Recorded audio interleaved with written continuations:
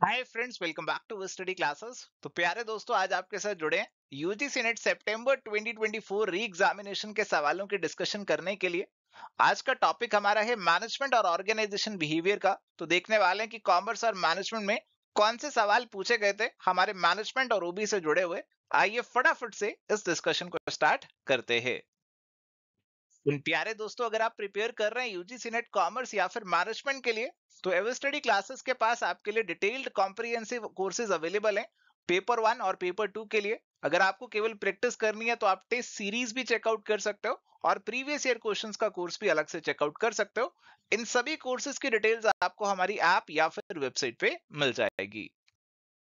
चलिए, तो प्यारे दोस्तों, यहाँ पे हमारे पास मैच द फॉलोइंग का सवाल है। लिस्ट 1 और लिस्ट 2 आपको दे रखे हैं। बेसिकली ये आपके पर्सनालिटी ट्रेट्स हैं, जो आपके पास बिग 5 पर्सनालिटी ट्रेट्स रहते हैं उनसे जुड़ा हुआ सवाल है। सबसे पहले आपको पर्सनालिटी ट्रेट जो दे रखा है डेट इज कॉन्सेंटियसनेस। तो कॉन्सेंटियस लोग जो यहाँ पे हमारे पास होते हैं वो रिस्पॉन्सिबल और डिपेंडेबल होते हैं, तो ए को आप 4 से मैच कर सकते हैं। इसके बाद आपके पास है एग्रीएबलनेस। एग्रीएबलनेस जो है, ये वाले लोग जो हैं काफी केयरिंग आपको देखने को मिलते हैं। आप इनसे अपनी बातचीत वगैरह कर सकते हैं, आपकी बातें सुनेंगे, एग्री करेंगे, केयरिंग होंगे, तो आप इसे 2 से मैच कर लीजिए।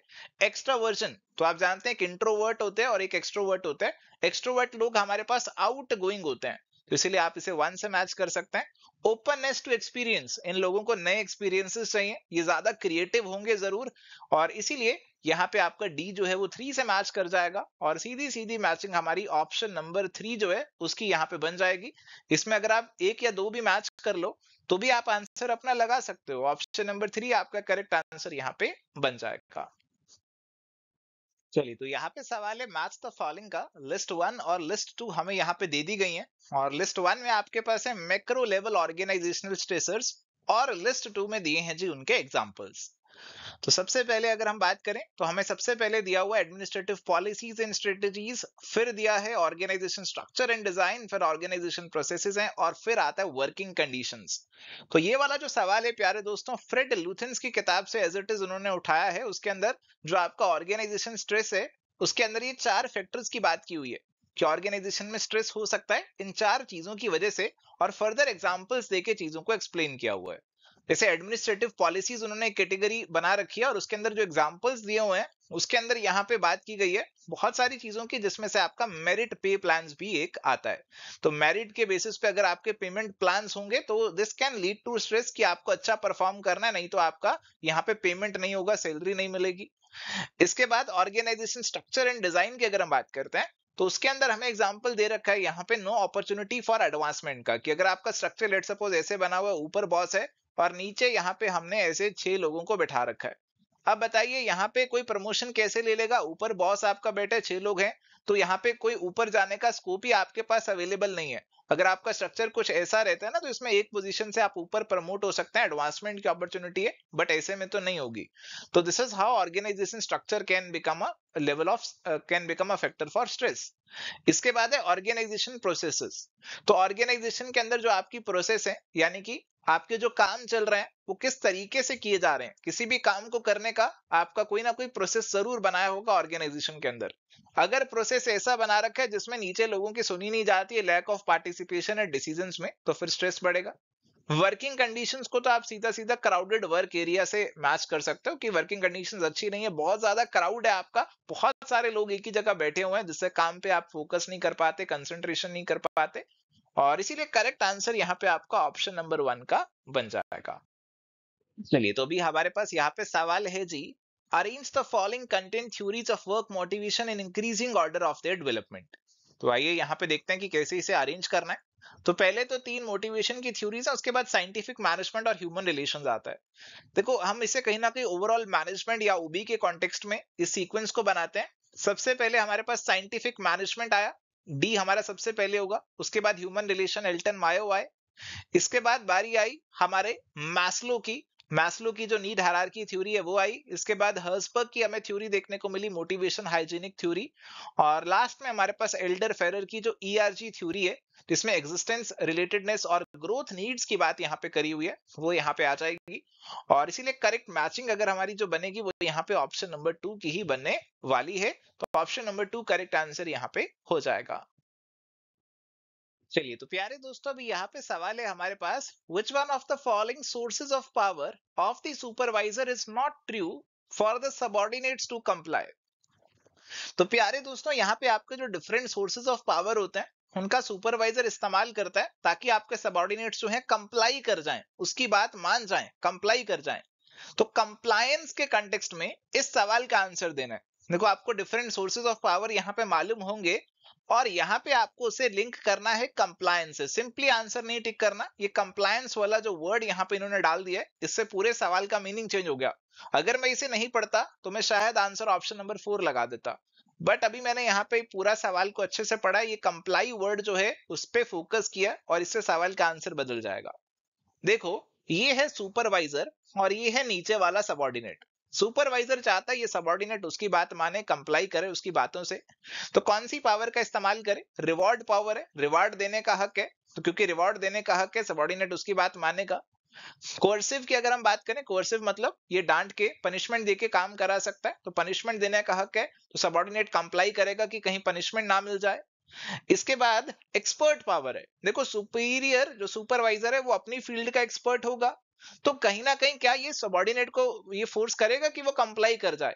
तो ये चीज कहीं ना कहीं उतनी ज्यादा फोर्स नहीं करेगी। सबऑर्डिनेट कहेगा वो होगा अपनी फील्ड का एक्सपर्ट, तो इससे मैं क्या करूं? मेरे ऊपर तो कोई इंपैक्ट नहीं आ रहा, ना मेरे रिवॉर्ड पे, ना मेरे को कोई पनिशमेंट मिल रही है, तो मेरे ऊपर तो कोई इंपैक्ट नहीं आ रहा, तो मैं कंप्लाई क्यों करूं?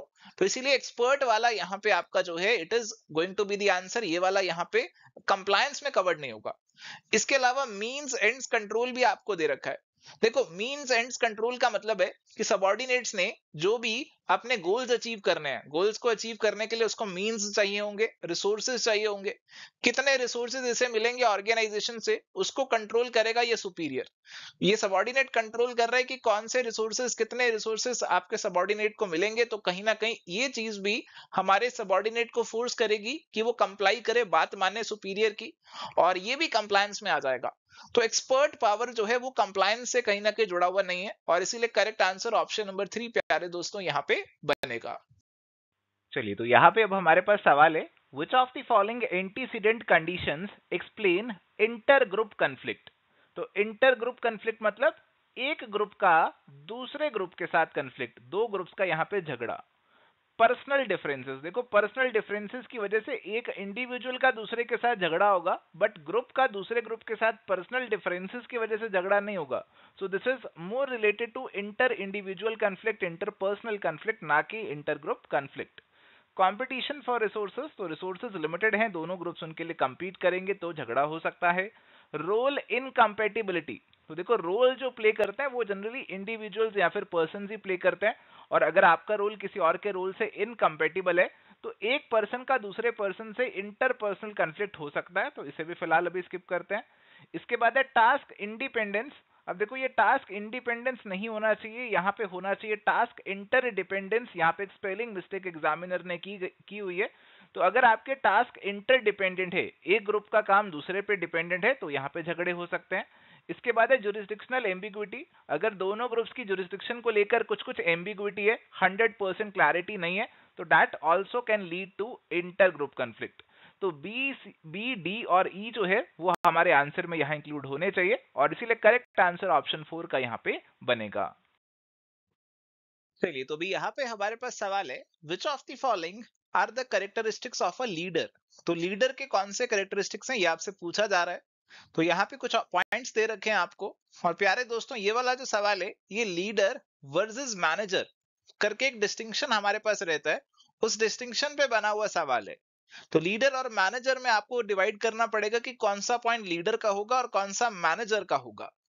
तो सबसे पहले दे रखा है, focus is on system and structure. तो सिस्टम और स्ट्रक्चर पे फोकस कौन करेगा, लीडर करेगा या मैनेजर करेगा? भाई इस पे तो फोकस हमारे मैनेजर का रहेगा, लीडर का तो अपने फॉलोअर्स के ऊपर ज्यादा फोकस होना चाहिए। आई ऑन दी हॉराइजन, तो बिल्कुल जी, हमारे जो लीडर हैं उनकी दूरदर्शी सोच रहेगी, हॉराइजन पे उनकी एक आंख पक्का रहेगी। आस्क हाउ एंड व्हेन, देखो हाउ और व्हेन जैसी चीजें जो है ना, ये मैनेजर पूछते हैं। लीडर जो हैं ये वाई पूछते हैं, ये पूछते हैं कि क्यों करना है, तो ये सब चीजें पूछते हैं। तो ये आपका जो कैरेक्टरिस्टिक है ये मैनेजर का होगा, लीडर का नहीं। लीडर से जुड़ा हुआ अगला पॉइंट देखते हैं, डज थिंग्स राइट। अब देखो लीडर जो है ना वो करता है राइट थिंग्स, देखो शब्दों का यहाँ पे कुछ फेरबदल है।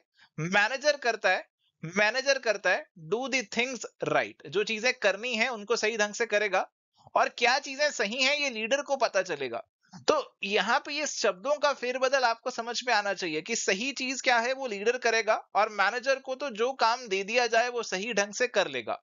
तो इसीलिए यहाँ पे ये वाला पॉइंट आपका मैनेजर से ही जुड़ा होगा। ओरिजिनेट, तो बिल्कुल लीडर जो है चीजों को ओरिजिनेट करता है, वो डिसाइड करता है क्या चीजें करनी है, क्या राइट थिंग्स है जो हमें करनी है, तो उसको ओरिजिनेट करता है। मैनेजर जो है वो इंप्लीमेंट करने का काम बेसिकली यहाँ पे करते हैं। तो हमारे पास बी और ई लीडर से जुड़े हुए हैं, और इसीलिए करेक्ट आंसर यहाँ पे आपका ऑप्शन नंबर 2 का बन जाएगा। चलिए तो अगला सवाल हमारे पास है, matrix organisation violates which of the following management principles. देखो जो मैट्रिक्स ऑर्गेनाइजेशन हमारे पास होती है, उसके अंदर हमारे पास एक तरफ आते हैं हमारे प्रोजेक्ट के मैनेजर्स जो प्रोजेक्ट से जुड़े हुए हैं, और एक तरफ हमारे पास आते हैं हमारे फंक्शनल मैनेजर्स, जैसे हमारा प्रोडक्शन का मैनेजर है, हमारा मार्केटिंग का मैनेजर है, एचआर का है, फाइनेंस का है, और एक तरफ ये आते हैं।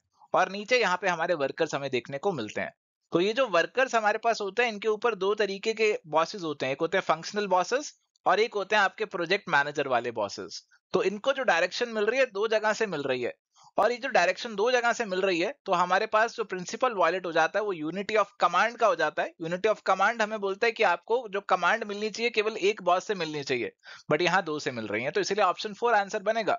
यूनिटी ऑफ डायरेक्शन आंसर नहीं है, इसका ध्यान रखना। यूनिटी ऑफ डायरेक्शन का प्रिंसिपल हमें बताता है कि सबका डायरेक्शन होना चाहिए ऑर्गेनाइजेशन की गोल्स की तरफ, ये दो बॉसेस से जुड़ा हुआ नहीं है। स्केलर चेन और स्पैन ऑफ मैनेजमेंट भी यहाँ पे रेलिवेंट नहीं है। करेक्ट आंसर आपका यहाँ पे ऑप्शन नंबर 4 का ही बनेगा। चलिए तो यहाँ पे हमारे पास सवाल है मैच द फॉलोइंग का लिस्ट 1 और लिस्ट 2 हमें यहाँ पे दे रखे हैं। लिस्ट 1 में सबसे पहले ऑर्गेनाइजेशन स्ट्रक्चर, फिर span of management, divisional structure और डिसेंट्रलाइजेशन हमें देखने को मिल रहा है जी। तो आइए फटाफट से मैचिंग करने की कोशिश करते हैं। तो ऑर्गेनाइजेशन स्ट्रक्चर सबसे पहले दे रखा है, इसकी मैचिंग यहाँ पे किससे बनने वाली है? देखो इसकी मैचिंग बनने वाली है पॉइंट नंबर 4 से। ये कह रहे कि ये फ्रेमवर्क है जिसके अंदर आपके सभी जो मैनेजरियल और ऑपरेटिंग टास्क है वो फ्रेम किए जाते हैं। तो ऑर्गेनाइजेशन स्ट्रक्चर बेसिकली एक फ्रेमवर्क की तरह ही तो होता है, तो इसे आप यहाँ पे इससे मैच कर सकते हैं। स्पैन ऑफ मैनेजमेंट यानी कि एक सुपीरियर के नीचे कितने सबॉर्डिनेट आ रहे हैं, number of subordinates under a supervisor, तो आप इसे 3 से मैच कर दीजिए। डिविजनल स्ट्रक्चर, इसके अंदर आप अपने डिविजन्स बनाते हैं और यहाँ पे आप ग्रुपिंग करते हैं एक्टिविटीज की, और वो प्रोडक्ट्स के बेसिस पे भी हो सकती है, किसी और बेसिस पे भी हो सकती है। डिसेंट्रलाइजेशन का मतलब है कि आपने पूरी ऑर्गेनाइजेशन में डेलीगेशन ऑफ अथॉरिटी कर दिया, delegation of authority throughout the entire organisation, इसे डिसेंट्रलाइजेशन बोला जाता है। और इसीलिए आपकी जो करेक्ट मैचिंग यहाँ पे बनेगी वो ऑप्शन नंबर 4 की प्यारे दोस्तों बन जाएगी। चलिए अगला सवाल है, which organization structure promotes control and coordination within a department because of similarity in the task being performed? Divisional structure, देखो डिविजनल स्ट्रक्चर के अंदर तो आप अलग अलग प्रोडक्ट्स के अलग अलग डिविजन्स यहाँ पे बना देते हो। फंक्शनल स्ट्रक्चर के अंदर आपके जो फंक्शंस है उसके बेसिस पे, यानी कि जो सेम काम है सेम टास्क है सब एक जगह होंगे। जैसे आपका प्रोडक्शन फंक्शन से जुड़ा हुआ काम एक जगह होगा, मार्केटिंग से जुड़ा हुआ एक जगह, एचआर से जुड़ा हुआ एक जगह, फाइनेंस से जुड़ा हुआ एक जगह। तो ये सारे टास्क के अंदर आपका कंट्रोल कोऑर्डिनेशन आसान हो जाता है। तो आंसर यहाँ पे फिलहाल ऑप्शन 2 का ही बनेगा। फॉर्मल तो नहीं होगा और मैट्रिक्स स्ट्रक्चर भी यहाँ पे आंसर नहीं होगा इसमें, तो बल्कि थोड़ी सी खिचड़ी पक जाती है, कोऑर्डिनेशन थोड़ा सा मुश्किल हो जाता है क्योंकि आपके दो बॉसेस यहाँ पे आपको देखने को मिलते हैं, दो चेन ऑफ कमांड चलती हैं। तो करेक्ट आंसर हमारे पास यहाँ पे ऑप्शन नंबर 2 का बनेगा। चलिए तो प्यारे दोस्तों अब यहाँ पे हमारे पास एक मैच द फॉलोइंग का सवाल है जिसमें लिस्ट 1 और लिस्ट 2 हमें यहाँ पे दे दी गई हैं, और यहाँ पे लिस्ट 1 में कुछ टेक्निक्स दी हुई है जो कि आप ट्रेनिंग से जोड़ सकते हो, प्रॉब्लम सॉल्विंग से, डिसीजन मेकिंग से, किसी से भी जोड़ सकते हो। और लिस्ट 2 में आपको दे रखी है डिस्क्रिप्शन उनकी। सबसे पहले दे रखी है जी गॉर्डन टेक्निक। अब ये वाली जो टेक्निक्स है ना वो ऐसे एक बुक में दे रखी है इस तरीके से, और साथ में बस इतना इतना छोटा छोटा डिस्क्रिप्शन दे रखा है और वहीं से ये सवाल बना हुआ है। बट अभी थोड़ा सा डिटेल में डिस्कस करने की कोशिश करते हैं, हालांकि बहुत ज्यादा डिटेल इनकी हमें कहीं मिली नहीं है, तो जितना मेरे को समझ में आया उसके हिसाब से आपके साथ शेयर करता हूँ, डिस्कस करता हूँ। सबसे पहले दी गई है जी हमारे पास गॉर्डन टेक्निक। तो कहा गया गॉर्डन टेक्निक हमारे पास जो है ये क्रिएटिविटी ट्रेनिंग मेथड है जहां पे हम पार्टिसिपेंट्स को ना एक जनरल प्रॉब्लम दे देते हैं, और जनरल प्रॉब्लम उसको उनको देकर बोलते हैं कि आओ अपने सॉल्यूशंस जो है वो लेकर आओ। उनको कुछ स्पेसिफिक चीजें नहीं बताते, बस एक जेनरिक प्रॉब्लम हम उन्हें दे देते हैं। जैसे हमने एक डिस्कशन ऑर्गेनाइज करी, उसमें पार्टिसिपेंट्स को कहा कि हमने एक इनोवेटिव प्रोडक्ट बनाना है।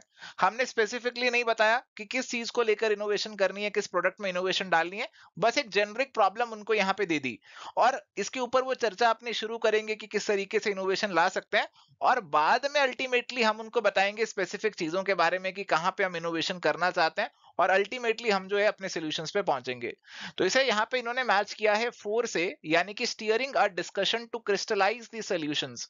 तो डिस्कशन को स्टीयर करते हैं और एंड में जाके अपने सॉल्यूशंस की तरफ यहाँ पे पहुंचते हैं। इसके बाद है मॉर्फोलॉजिकल एनालिसिस। तो मॉर्फोलॉजिकल एनालिसिस के अंदर क्या होता है कि हम यहाँ पे एक प्रॉब्लम के जो डिफरेंट पॉसिबल सॉल्यूशंस है उनको एक्सप्लोर करते हैं।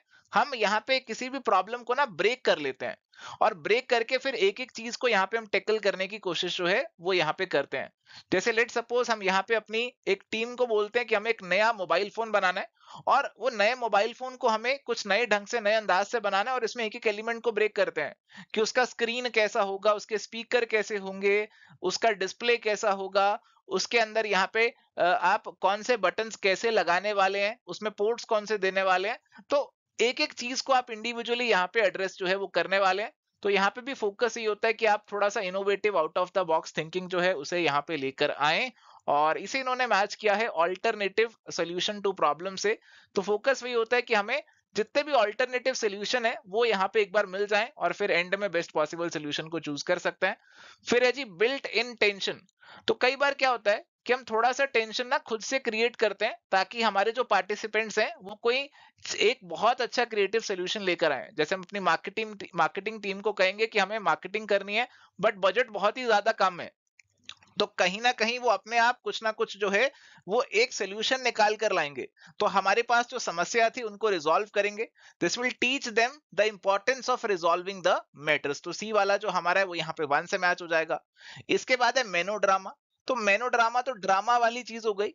तो ड्रामा वगैरह यहाँ पे हम थोड़ा सा यहाँ पे क्रिएट करते हैं। जैसे हम अपने जो टीम मेंबर्स हैं उनको कहेंगे कि आपके वर्क प्लेस में जैसे कोई ना कोई कंफ्लिक्ट होता है, जैसे मान लीजिए एक झगड़ालू कस्टमर आपके पास आ गया, तो उसको एनेक्ट करके कोशिश करते हैं कि किस तरीके से हम यहाँ पे बिहेव करेंगे ताकि हमें उस इंटरेक्शन से जुड़ी हुई और ज्यादा इंसाइट मिल जाए कि कैसे बेहतर तरीके से हम यहाँ पे उस कस्टमर को टैकल कर सकते हैं, डील कर सकते हैं। तो यहाँ पे थोड़ा सा एक्टिंग आउट, ड्रामा, ये सब चीजें आपको देखने को मिल जाती हैं।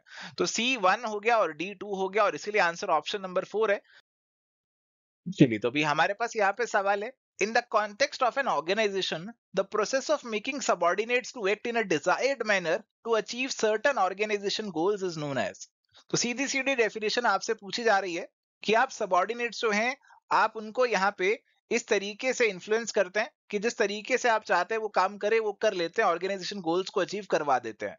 तो इसे बेसिकली बोला जाता है यहाँ पे मोटिवेशन, कि आप एम्प्लॉयज को मोटिवेट करते हैं कि ऑर्गेनाइजेशन के गोल्स के लिए काम करें। ऑप्शन 4 आपका सीधा सीधा आंसर यहाँ पे बन जाएगा। चलिए यहाँ पे सवाल है, मैच द फॉलोइंग का लिस्ट 1 और लिस्ट 2 आपको मैच करनी है। सबसे पहले unity of command. Unity of command आपको कहता है subordinate reports to only one boss, ये को 4 से मैच कर सकते हैं। यूनिटी ऑफ डायरेक्शन बेसिकली आपको कहता है कि all functions should have only one plan and one boss. तो बेसिकली आपका जो डायरेक्शन है वो सभी का सेम होना चाहिए, एक ही प्लान पे सबको काम करना चाहिए।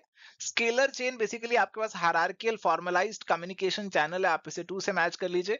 एस्पिरिट डी कॉप्स आपकी बात करता है maintaining high moral among the employees, maintaining team spirit, आपका यूनिटी जो है वो मेंटेन रहना चाहिए। और ये मैचिंग हमने बहुत ही आसानी से कर ली, ऑप्शन नंबर 3 में ये दे रखी है, ऑप्शन 3 आंसर आपका यहाँ पे हो जाएगा। चलिए तो अभी बात करते हैं हमारे पास अगले सवाल की, जो कि है मैच द फॉलोइंग का लिस्ट 1 और लिस्ट 2 आपको दे दी गई है। लिस्ट 1 में सबसे पहले हमारे पास है इनफॉर्मल ऑर्गेनाइजेशन। तो इनफॉर्मल वाली जो होती है वो यहाँ पे सोशल रिलेशनशिप से जुड़ी होती है। Interaction among the people at work give rise to social relationship. तो ए को आप 2 से मैच कर लेते हैं। फिर आपके पास है फॉर्मल ऑर्गेनाइजेशन। फॉर्मल ऑर्गेनाइजेशन जो है उसके अंदर क्लियर कट अथॉरिटी रिस्पॉन्सिबिलिटी देखने को मिलता है, तो इसे तो आप 4 से मैच कर दीजिए। और इसके बाद है डिविजनल स्ट्रक्चर और फिर है फंक्शनल स्ट्रक्चर। फंक्शनल स्ट्रक्चर के अंदर तो जो सिमिलर नेचर के वर्क्स हैं, सिमिलर नेचर की जॉब्स हैं, उनको हम इकट्ठा ग्रुप कर देते हैं, क्लब कर देते हैं, और इसीलिए ये हमारा जो है D1 से मैच हो जाएगा। इसके अंदर सारा एक जैसा काम एक ही फंक्शन के अंदर यहाँ पे कर लिया जाएगा। और डिविजनल स्ट्रक्चर के अंदर हम अपनी सेपरेट बिजनेस यूनिट्स बना देते हैं, जितने प्रोडक्ट्स हैं उतनी अलग अलग बिजनेस यूनिट्स हम यहाँ पे बना देते हैं। तो करेक्ट आंसर यहाँ पे हमारे पास ऑप्शन नंबर 3 का बन जाएगा। चलिए, coming to the next question, which environment shapes the attitudes of human beings though there may be great diversity in its impact? Political, international, socio cultural या फिर इकोनॉमिक एनवायरनमेंट? देखो, हमारे एटीट्यूड जो है उनको कौन सा एनवायरनमेंट यहाँ पे शेप करेगा? देखो, पॉलिटिकल तो नहीं होगा, इंटरनेशनल भी नहीं होगा, इकोनॉमिक भी नहीं होगा। जो हमारी सोसाइटी है और जो हमारा कल्चर है, वो एक बहुत इंपॉर्टेंट रोल प्ले करता है हमारे एटीट्यूड को शेप करने में। और डाइवर्सिटी भी देखने को मिलती है, जो जिस सोसाइटी से आ रहा है, जिस कल्चर से आ रहा है, उसका एटीट्यूड वैसा ही होगा। तो करेक्ट आंसर यहाँ पे ऑप्शन नंबर 3 का बन जाएगा। चलिए, तो अभी हमारे पास यहाँ पे सवाल है, who among the following has given this definition of CSR, corporate social responsibility? Wealth created from the society has to be ploughed back into the society. अब देखो, ये जो डेफिनेशन हमें दी है, अगर आप ऑप्शंस रीड करोगे तो पकड़ लोगे, गांधी जी ने दी है। गांधी जी क्या कहते थे? ट्रस्टीशिप थ्योरी की बात करते थे। वो कहते थे कि बिजनेस ने जो भी कमाया सोसाइटी से कमाया और वो सोसाइटी को ही वापस करना है। बिजनेस एक ट्रस्टी की तरह है और ट्रस्टी को जो है सोसाइटी का जो वेलफेयर है उसके बारे में देखना जरूरी है। और इसीलिए करेक्ट आंसर हमारे पास जो बनेगा ऑप्शन नंबर 3 जो है उसका यहाँ पे बन जाएगा। चलिए, तो यहाँ पे सवाल है, which of the following means management should promote team spirit of unity and harmony among the employees? Unity of command, unity of direction, scalar chain और spirit de corps? Unity of command तो कहता है आपको command जो है एक ही boss से मिलनी चाहिए। यूनिटी ऑफ डायरेक्शन कहते हैं कि सभी का गोल एक होना चाहिए। स्केलर चेन बेसिकली आपकी बात करते हैं एक लाइन ऑफ हायरार्की की। और स्पिरिट डी कॉप्स कहते हैं यूनिटी इज स्ट्रेंथ, तो सभी को मिलकर काम करना चाहिए। यहाँ पे सभी के बीच में टीम स्पिरिट होनी चाहिए, हार्मनी होनी चाहिए। ये सब बातें आ रही है स्पिरिट डी कॉप्स में। और इसीलिए करेक्ट आंसर आपका जो बनेगा वो ऑप्शन नंबर 4 का यहाँ पे बन जाएगा। चलिए, तो यहाँ पे सवाल है, who has suggested the 7S framework for organisational change? तो 7S फ्रेमवर्क की अगर हम बात करें तो ये वाला फ्रेमवर्क आप यूज कर सकते हैं ऑर्गेनाइजेशन चेंज से भी। हालांकि ये वाला फ्रेमवर्क आपका स्ट्रेटेजिक मैनेजमेंट से जुड़ा हुआ रहता है। और इसके अंदर यहाँ पे बात की जाती है 7 इंटरनल एलिमेंट्स की, जो कि आपके अलाइंड होने चाहिए, तभी आप सक्सेसफुल होगे। और चेंज के कंटेक्स्ट में भी ये 7 एलिमेंट्स को देखना बहुत जरूरी है। इसके अंदर आपके 7 एस आते हैं, strategy, structure, system, shared values, skills, style and staff. ऐसे 7 एस आपके पास आ जाते हैं। तो ये आपको फ्रेमवर्क दिया है मैकेंजी ने। करेक्ट आंसर ऑप्शन नंबर 1 यहाँ पे हमारे पास बनेगा। चलिए, तो प्यारे दोस्तों, अभी बढ़ते हैं अगले सवाल की तरफ। और ये सवाल है, sum total of ways in which an individual reacts and interacts with others is called? ये सीधी सीधी जो डेफिनेशन दे रखी है, पर्सनैलिटी की डेफिनेशन दे रखी है। तो एक पर्सनैलिटी के अंदर वो सारी चीजें आ जाती हैं कि किस हिसाब से कोई भी इंडिविजुअल रिएक्ट करेगा या फिर दूसरों के साथ इंटरेक्ट करेगा। और इसीलिए करेक्ट आंसर यहाँ पे हमारे पास ऑप्शन नंबर 3 का बनेगा। चलिए, तो यहाँ पे बोला गया, arrange the 5 stages of conflict process in proper sequence from beginning to end. तो हमारा जो कन्फ्लिक्ट का प्रोसेस है उसके आपको स्टेजेस को अरेंज करना है करेक्ट ऑर्डर में, फ्रॉम बिगनिंग टू एंड। तो यहाँ पे बात की गई सबसे पहले पोटेंशियल ऑपोजिशन और इनकम्पेटिबिलिटी की, फिर आपके इंटेंशंस, फिर कॉग्निशन एंड पर्सनलाइजेशन, फिर आउटकम और फिर बिहेवियर। देखो, आपका जो कन्फ्लिक्ट रहता है ना, उसके अंदर सबसे पहले हमें को देखने को मिलता है पोटेंशियल ऑपोजिशन और इनकम्पेटिबिलिटी। यानी कि कुछ ऐसी एंटीसीडेंट कंडीशंस अराइज हो जाती हैं जिनकी वजह से झगड़ा हो जाएगा। जैसे कि आप रेस्टोरेंट में खाना ऑर्डर करने गए और आपने देखा कि आपने जो ऑर्डर किया उसने सही से सुना नहीं, तो पोटेंशियल कंडीशंस अराइज हो गई कि भैया झगड़ा हो सकता है अगर वो गलत सामान लेकर यहाँ पे आएगा। और फिर ये जो चीजें हैं धीरे धीरे आप यहाँ पे इनको और फील करना शुरू कर देते हैं, आपके दिमाग में कॉग्निशन में पर्सनलाइजेशन हो जाती है ये सब चीजों की। आपको ये वाली जो चीजें हैं थोड़ा सा और एहसास होने लग जाता है कि हाँ भाई गड़बड़ होने वाली है। आपने उसे देख लिया कि गलत सामान उसने प्लेट में डाल लिया है, गलत चीज शायद लेकर यहाँ पे आ जाए। और इसके बाद फिर आपकी इंटेंशंस भी आती हैं। आपकी इंटेंशन क्या है कि आप लड़ाई वाले मूड में हैं, आप कोलैबोरेट कर लेंगे, कोई बात नहीं यार, जो लेकर आए वही खा लेते हैं। तो आपकी इंटेंशंस भी यहाँ पे मैटर करती हैं। जिस तरीके की आपकी इंटेंशन है, अगर आप उसे झगड़ा करना चाहते हैं, फिर इवेंचुअली वो हमें आपके बिहेवियर में देखने को मिलेगा कि आप जैसे ही वो सामान लेकर आएगा, आपके टेबल पे खाना लेकर आएगा, आप उस पर टूट पड़ेंगे, लड़ेंगे, अरे क्या लेकर आ गया तू। फिर उसके बाद इसका जो आउटकम है वो हमें देखने को मिलेगा कि वो आपसे माफी मांगेगा, वो आपको दोबारा से खाना ला कर देगा, या फिर वो कहेगा कि जनाब आपने तो यही बोला था, ये खाना है तो खाओ, नहीं तो निकल जाओ। तो ये आउटकम हमें देखने को मिल सकता है। तो हमारी सीक्वेंसिंग यहाँ पे जो बनी है वो बनी है ए, सी, बी, ई और डी, जो कि हमें ऑप्शन नंबर 2 में देखने को मिल रही है। चलिए, तो यहाँ पे सवाल है जी, Robert L Katz identified three kinds of skills for administrators which among the following skills was not identified by Katz. तो यहाँ पे कार्ड्स के थ्री मैनेजरियल स्किल्स आपको पता ही होंगे। यहाँ पे तो इन्होंने तीन मैनेजरियल स्किल्स की बात करी थी। सबसे पहले टेक्निकल स्किल, ह्यूमन स्किल और फिर कंसेप्चुअल स्किल। इन तीन स्किल्स की बात यहाँ पे इन जनाब ने करी थी। डिजाइन स्किल इस कैटेगरी में नहीं आता है, तो करेक्ट आंसर आपका ऑप्शन नंबर 3 यहाँ पे हो जाएगा। चलिए, तो यहाँ पे सवाल है, what is the belief among pluralist regarding conflict in the organisation. तो देखो, ऑर्गेनाइजेशनल कन्फ्लिक्ट को लेकर ना हमें अलग अलग अप्रोचेस, अलग अलग व्यू पॉइंट्स देखने को मिलते हैं। जैसे कोई यूनिलेटरल व्यू पॉइंट होगा जो कहेगा कि आपका कन्फ्लिक्ट अराइज ही नहीं होगा क्योंकि आपके जो वर्कर्स हैं और जो मैनेजर्स हैं उनका गोल तो बिल्कुल एक ही है।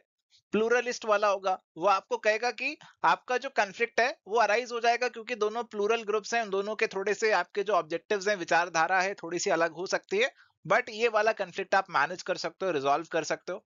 इसके अलावा आपके कुछ मार्क्सिस्ट अप्रोच भी होंगे जो कहेंगे कन्फ्लिक्ट अराइज होता है आपका कैपिटलिज्म की वजह से, प्रॉफिट के ऊपर ज्यादा फोकस की वजह से। कई आपके इसके अलावा कोई आपके इंटरेक्शनलिस्ट व्यू पॉइंट भी आ जाएंगे जो कहेंगे कि आपको कन्फ्लिक्ट को ऑर्गेनाइजेशन में खुद से प्रमोट करना चाहिए, खुद से कन्फ्लिक्ट कराओ ऑर्गेनाइजेशन के अंदर, उससे ऑर्गेनाइजेशन का भला होगा लॉन्ग रन में। तो अलग अलग व्यू पॉइंट आपको अलग अलग किताबों में देखने को मिलेंगे। तो प्लूरलिस्ट वाले की अगर हम बात करें तो ऑप्शंस को एक बार रीड करते हैं। conflict is unnecessary and should be avoided at all cost, तो ऐसा तो नहीं है। conflict is necessary and should be ignored, conflict is necessary but it can be managed and resolved, conflict should be eliminated through strict rules। अब देखो, हमें सबसे बढ़िया तो लग रहा है ऑप्शन नंबर 3, क्योंकि conflict होगा बट आप उसे मैनेज और रिजॉल्व कर सकते हैं, तो इसे ही करेक्ट आंसर यहाँ पे माना गया है। चलिए, तो यहाँ पे प्यारे दोस्तों सवाल है, arrange the major steps of the Luthans OB mod organisation behaviour mod approach to behavioural performance management from the earlier to the latter. तो बिहेवियर मॉडिफिकेशन के लिए अप्रोच हमें यहाँ पे एक दी है लूथन्स ने, और उसके जो स्टेजेस हैं आपको यहाँ पे उन्हें करेक्ट ऑर्डर में अरेंज करना है। देखो, अगर हम इस अप्रोच की बात करें तो वो सबसे पहले कहते हैं कि आप आइडेंटिफाई करो ऐसे बिहेवियर्स को जो कि क्रिटिकल है, जिनको आपको चेंज करना होगा, बदलना होगा। जैसे मान लीजिए एब्सेंटीज्म एक ऐसा बिहेवियर है, अगर आपको एम्प्लॉइज में बहुत ज्यादा देखने को मिल रहा है तो दिक्कत हो जाएगी। तो आइडेंटिफाई करो ऐसे बिहेवियर्स को, फिर मेजर करो कि एब्सेंटीज्म ज्यादा है, मेजर करो कि बहुत ज्यादा तो नहीं है। अगर एक आधी छुट्टी ले रहे ठीक है, बट अगर ऐसा होगा कि हफ्ते में 3 दिन छुट्टी पे है तो बहुत दिक्कत है। अगर ये ज्यादा हो रहा है, आप इसे मेजर करो, आप इसे मेजर करो, देखो ये ज्यादा तो नहीं हो रहा, एनालाइज करो, एनालाइज करो कि इसका क्या इफेक्ट आपकी ऑर्गेनाइजेशन पे, परफॉर्मेंस पे आपको देखने को मिलेगा। अगर आपको लग रहा है कि ये ज्यादा है और इसका इफेक्ट भी बहुत खराब जाएगा ऑर्गेनाइजेशन के ऊपर, तो फिर आप एक इंटरवेंशन स्ट्रेटेजी बनाओ कि कैसे इसको दूर किया जाए और उसको इंप्लीमेंट करो। इवेंचुअली आप इसे इंप्लीमेंट करेंगे और फाइनली लास्ट स्टेज होगा इवेल्युएशन, जिसमें आप इवेल्युएट करेंगे कि जो आपने इंटरवेंशन स्ट्रेटेजी बनाया था वो सही से काम कर रहा है या फिर नहीं कर रहा। तो करेक्ट ऑर्डर अगर आप यहाँ पे बनाएंगे तो that is going to be BADCE, option number 4 is going to be the answer.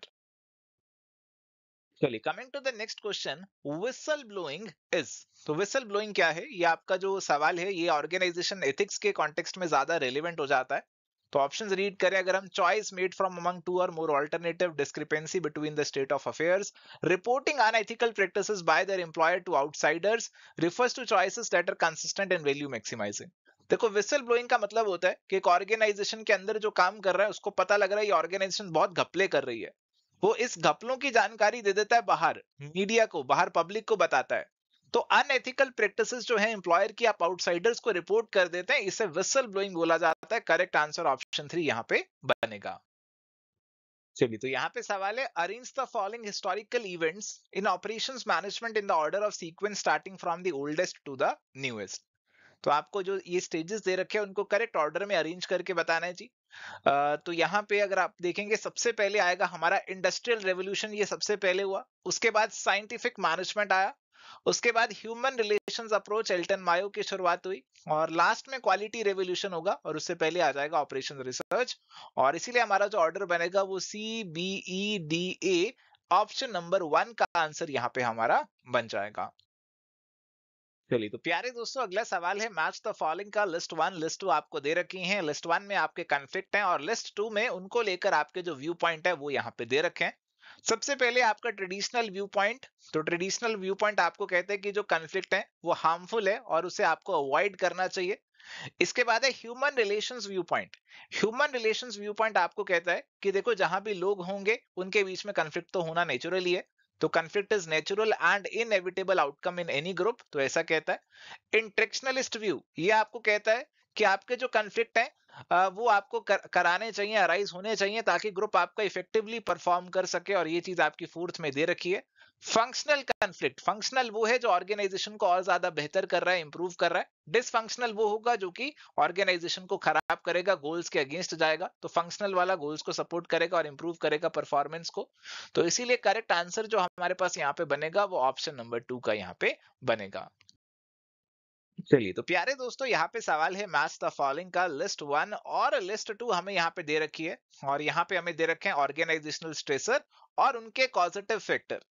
तो अगर हम बात करें ऑर्गेनाइजेशनल स्ट्रेसर्स की, तो rotating work shift, line staff conflict, appraisal system और पॉल्यूटेड एयर आपको यहाँ पे दे रखा है, और पॉजिटिव फैक्टर से आपको इनकी मैचिंग करनी है।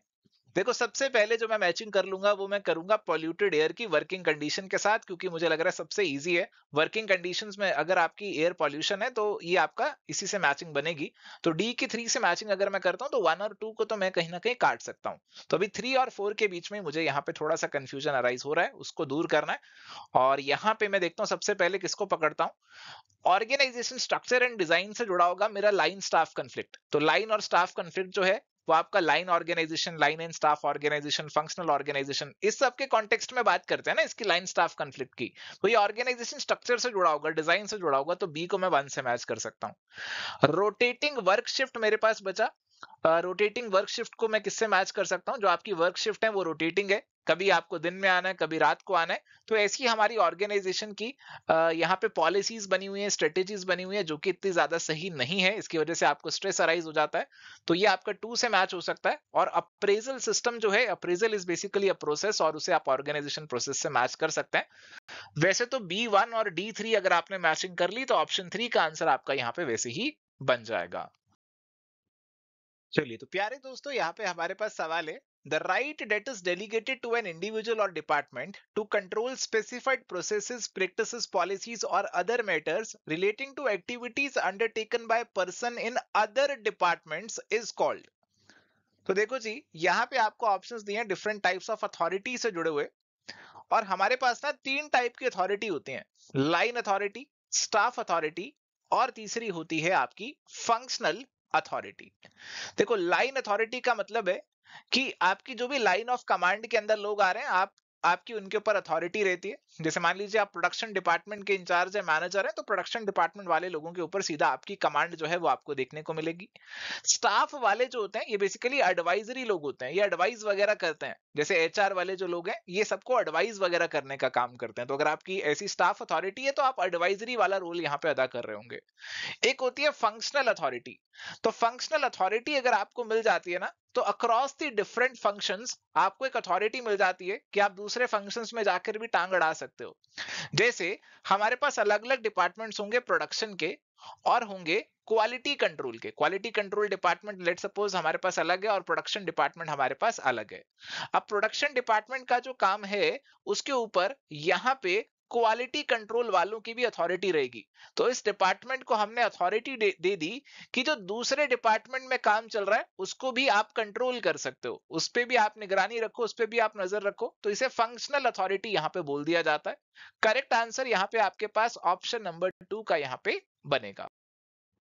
चलिए तो प्यारे दोस्तों, यहाँ पे हमारे पास सवाल है अप्रोचेस ऑफ मैनेजमेंट, और उनकी एक्सप्लेनेशन आपको दे रखी है। और सबसे पहले आपको दे रखी है डिसीजन थ्योरी अप्रोच। तो डिसीजन थ्योरी अप्रोच में तो आपका फोकस होगा किस पे, डिसीजंस लेने पे।